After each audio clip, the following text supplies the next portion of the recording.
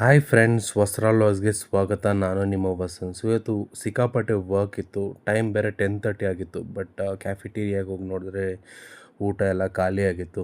So ಹೋಗ್ತಾನೆ Zomato ಅಲ್ಲಿ order ಮಾಡಿ ಡಿನ್ನರ್ ಮುಗಿಸ್ಕೊಂಡು ಸ್ವಲ್ಪ ಹೊತ್ತು ರಿಲ್ಯಾಕ್ಸ್ ಆಗೋಣ ಅಂತ ನಾನು ನಮ್ಮ ಕೊಲೀಗ್ಸ್ ಬಂದುಬಿಟ್ಟು ಸ್ನೂಕರ್ ಆಡಿದ್ವಿ. ಸೊ ಒಂದು 45 ಮಿನಿಟ್ಸ್ ಸ್ವಲ್ಪ ಸ್ನೂಕರ್ ಆಡಿಕೊಂಡು ಜಾಲಿ ಮಾಡಿ ರಿಲ್ಯಾಕ್ಸ್ ಆಗಿ ಫ್ಲೋರ್ಗೆ ಹೋಗಿ ವರ್ಕ್ ಮುಗಿಸ್ಕೊಂಡು ಇವತ್ತು ಡೇನ ಎಂಡ್ ಮಾಡಿದ್ವಿ.